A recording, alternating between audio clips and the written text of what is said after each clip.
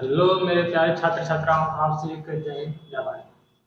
मैं आप लोग को बताना चाहता हूँ प्यारे छात्र छात्राओं कि आज बायो का कुछ क्वेश्चन आप लोग जैसे कि देख पा रहे होंगे लाया हूँ। और मैं रोज लाने का कोशिश करूँगा आप लोगों के लिए जो इम्पोर्टेंट है वो भी, और जो सिलेबस का है वो भी, क्योंकि कम समय में मेरे प्यारे बच्चों, तो मैं सोचता हूँ छोटा छोटा वीडियो का कम समय आप लोग को बीच पहुँचा दूँ, ताकि आप कम समय में अच्छी जानकारी प्राप्त कर सके और अच्छा मार्क्स प्राप्त कर सके। इसके लिए मेरे प्यारे बच्चों, आज हम लोग डिस्कस करेंगे प्रकाश संश्लेषण क्या है। तो चलते हैं, देखते हैं। कह रहा प्रकाश संश्लेषण क्या है या किसे कहते हैं। तो क्या है या किसे कहते हैं मेरे प्यारे बच्चों, तो जानने का हम लोग पहले कोशिश करेंगे क्या है ये किसे कहते हैं। तो कह रहा प्रकाश संश्लेषण प्रक्रिया को संक्षेप में समझाएं, यानी प्रकाश संश्लेषण प्रक्रिया किसे कहते हैं या प्रकाश संश्लेषण होता क्या है, इसके बारे में आपको बताना है पहले।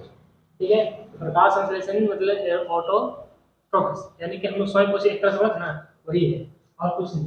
ठीक है, इसमें लंबा चौड़ा है, ये आपका ज्यादा मार्क्स का इसी का कह रहा है कि जिस क्रिया द्वारा पौधा अपना भोजन तैयार करते हैं उस मूलभूत प्रक्रिया को प्रकाश संश्लेषण कहते हैं। यानी कि मेरे प्यारे बच्चों, जिस प्रक्रिया से पेड़ पौधा अपना भोजन बनाता है या बनाकर यूज करता है उसको हम लोग क्या बोलते हैं, प्रकाश संश्लेषण बोलते हैं। उसमें क्या होती है, सूर्य की ऊर्जा की सहायता से प्रकाश संश्लेषण में सरल अकार्बनिक अणु कार्बन डाइऑक्साइड और जल पादप कोशिकाओं में स्थिरीकरण कार्बनिक अणु का ग्लूकोज यानी कि हाइड्रेट में होता है। यानी कि मेरे प्यारे बच्चों को नहीं समझ आएगा, लेकिन मैं बताता हूँ कि क्या होता है हाइड्रेट। ये क्या होता है मेरे प्यारे बच्चों, प्रकाश संश्लेषण जो प्रक्रिया है, जो ऑक्सीजन है उत्पाद के रूप में जो बनता है, वो यही सब जो मटेरियल है ना, वो मिला मिलाकर कार्बन डाइऑक्साइड जैसे हो गया और जल हो गया, ये सब उनके मेन या प्रमुख कारण होंगे, चीज होंगे। और मेरे प्यारे बच्चों, आपको और बता दें कि प्रकाश संश्लेषण की प्रक्रिया में जो है वो ग्लूकोज बनता है। तो ये हमारा जो लिखा हुआ है वो ग्लूकोज का सूत्र है। ठीक है, पूरा ग्लूकोज का सूत्र है। और प्रकाश संश्लेषण क्या है कि किन किन स्थानों पर होता है, तो किन स्थानों पर होता नहीं, ये पत्तियों में होती है। ठीक है, पेड़ पौधों की पत्तियों में होती है और कहीं होता नहीं है। तो प्रकाश संश्लेषण की प्रक्रिया आदि से अंत तक क्लोरोप्लास्ट में ही होती है। क्लोरोप्लास्ट या में क्लोरोफिल वर्णक पाए जाते हैं। यानी मेरे ख्याल से जो आप लोग पत्ती देखे होंगे, इस प्रकार की पत्तियां होती है, मान लीजिए कोई पत्ती है, ठीक है, तो इस क्या है, हरा होता है। कोई पत्ती क्या होती है, हरा होती है। तो कोई बोलेगा सर ललका सागवा, तो ललका सागवा क्या है भाई कि लाल है, लेकिन उसमें भी क्लोरोप्लास्ट है। अगर ललका सागवा है तो ललका सागवा में क्लोरोप्लास्ट है। मेरे ख्याल से अगर उसमें क्लोरोप्लास्ट नहीं रहेगा यानी क्लोरोफिल नहीं रहेगा तो नहीं हो पाएगा कुछ। तो ऐसा बात है कि सिर्फ हरा में ही है। ठीक है, आपको बोलेगा फूल है तो फूल रंग बिरंगी होती है, तो उसमें भी रहते हैं क्लोरोफिल और क्लोरोप्लास्ट। ठीक है, तो अधिक क्लोरोफिल अधिकांशतः पौधों की पत्तियों में पाए जाते हैं मित्र। ठीक है, पत्तियों जैसे कि अभी बता रहे हैं कि लड़का सगो होता है उस प्रकार, इसलिए पत्तियों को प्रकाश संश्लेषी अंग कहते हैं। और इसको एक नाम और है मेरे प्यारे बच्चों, इसको क्या बोलते हैं, ऊर्जा गृह बोलते हैं। यानी कि जहाँ खाना बनता है ना, एवं हरित लवण को वो प्रकाश संश्लेषी अंगक भी कहा कहते हैं। हरित लवण जो होता है क्लोरोफिल, क्लोरोप्लास्ट होता है, उसको क्या कहते हैं, प्रकाश संश्लेषी अंगक कहते हैं। तो अंगक और अंग में क्या फर्क है, प्रकाश संश्लेषी यानी जो प्रकाश पत्ती है वो प्रकाश संश्लेषी है, अंग है, लेकिन उसके अंदर जो हरित लवण है वो अंगक है। ठीक है मेरे प्यारे बच्चों, नीचे आगे बढ़ते हैं हम लोग। प्रकाश संश्लेषण की प्रक्रिया के लिए आवश्यक, ये मेरे प्यारे बच्चों परीक्षा में आपसे पूछा जाता है कि पेड़ पौधों की भोजन बनाने के लिए किन किन चीजों की आवश्यकता होती है। यानी आवश्यकता होती है यानी कि आवश्यक है, जिसके कारण क्या होता है, वो अपना भोजन आसानी से बना पाता है। उनके लिए कुछ प्रमुख चीजें हैं। उसमें सबसे पहला आता है आपका ये पर्णहरित यानी क्लोरोफिल, आप लोग कलर में देख पा रहे होंगे जिसमें हरा हरा है।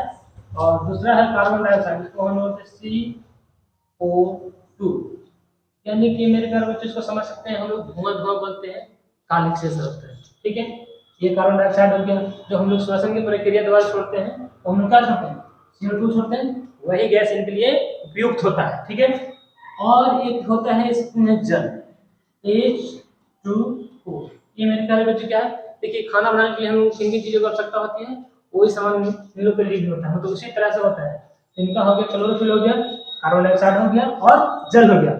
और सबसे इंपॉर्टेंट मेरे प्यारे बच्चों, जैसे हम लोग को माचिस होती है आग लगाने के लिए, चूल्हा जलाने के लिए, स्टोव जलाने के लिए लाइटर होती है, उसी प्रकार मेरे प्यारे बच्चों खाना बनाने के लिए इसको सूर्य के प्रकाश की आवश्यकता होती है। आप यहाँ पे देख पा रहे हैं सारे, ठीक है, ये आपका सूर्य का प्रकाश है जो सीधे सीधे कहाँ पड़ रहे हैं, पेड़ पत्तियों पर पड़ रही है।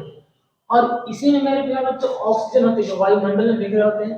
लेकिन इसको क्या चाहिए, इस पेड़ पौधा को, इसको भोजन बनाने के लिए क्या चाहिए, देखिए यहाँ पे कार्बन डाइऑक्साइड CO2, यानी कि CO2 ये लिखा हुआ है मेरे प्यारे बच्चों, कार्बन डाइऑक्साइड, ठीक है। और ये क्या है कि यहाँ से सूर्य के जब प्रकाश आती है तो पेड़ पौधा अपना, तो देखिए नीचे में पानी भी है जो आप ब्लू ब्लू करके देख पा रहे हैं, आप लोगों को दिखाना चाहता हूँ। ये जो है ये पानी का अंश है, ठीक है, क्या है, पानी का अंश है। तो यही 3-4 चीज है, यानी कि टोटल सूर्य का प्रकाश हो गया, देखिए सन हो गया, कार्बन डाइऑक्साइड हो गया, जल हो गया, सूर्य का प्रकाश हो गया। देखिए आप लोग पर हेड नहीं देखे हैं तो मैं बताने की कोशिश करता हूँ इसमें, कि जो भी आप लोग को हरा कलर में दिखाई दे रहा है पता नहीं, ये टोटल की टोटल क्या है, इस सब के सब वही है, क्या है, क्लोरोफिल यानी क्लोरोप्लास्ट रहता है और कुछ नहीं। नेक्स्ट चलते हैं, और क्या है इसका विधि थोड़ा जानते हैं, इनकी विधि द्वारा होता है। इसमें कई प्रकार की विधियां होती है, ठीक ना, कोई भी काम करते हैं उसमें कम से कम 2 विधि होती है, तो इसका भी 2 विधि है। पहला विधि है मेरे प्यारे बच्चों की प्रकाश संश्लेषण की, प्रकाश संश्लेषण की क्रिया विधि निम्नलिखित 2 चरणों में होती है। 2 चरण होती है, तो आपको ऑब्जेक्टिव में पूछा जाएगा कि प्रकाश संश्लेषण जो होती है वो कितने चरणों में होती है, तो आप लोग का आंसर होगा 2। फिर से आप लोग जहां पे 2 रहेगा वहां पे क्या करना है, फिलअप करना है। किसके लिए, प्रकाश संश्लेषण की क्रिया विधि कितने चरणों में होती है, तो पूर्ण 2 चरणों में होती है, तो आंसर आपका 2 होगा। अगर उसमें नाम रहेगा तो नाम में दर्शाइएगा प्रकाशीय अभिक्रिया और अप्रकाशीय अभिक्रिया। अब देखिए मेरे प्यारे बच्चों, प्रकाशीय अभिक्रिया क्या होता है, यह प्रकाश संश्लेषण का प्रथम चरण है, इसमें जल का प्रकाशीय अपघटन होता है तथा यह प्रकाश की उपस्थिति में होता है, यानी कि जहां पे सूर्य का प्रकाश प्रेजेंट रहता है, यानी क्या हो गया, ये सूर्य हो गया,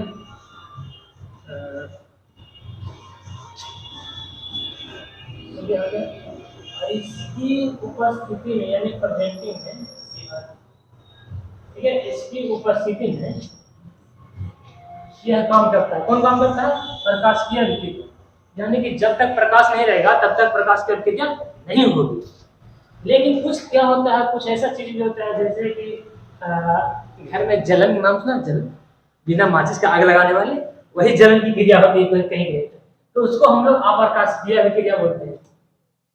अब उसको हम बताते हैं मेरे प्यारे बच्चों, क्या यह प्रकाश संश्लेषण द्वितीय चरण होता है, ठीक है, द्वितीय चरण होती है। इस अभिक्रिया में प्रकाश की आवश्यकता नहीं होती, यानी कि माचिस जो होता है तो यहाँ पे प्रकाश की उपस्थिति में होता है, यानी कि माचिस लगाने, आग लगाने में जरूरी है, लेकिन यहाँ पे ऐसा नहीं है।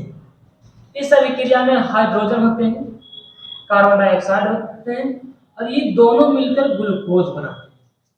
अप्रकाश की अभिक्रिया कहते हैं कि ग्लूकोज बनाते हैं, ठीक है। लेकिन प्रकाश का अभिक्रिया में ऐसा कुछ नहीं है, बस वो जल के साथ अभिक्रिया करते हैं, अपघटन करके तोड़ते हैं जल को, कब, जब पानी आग रहता है वहां पे तब।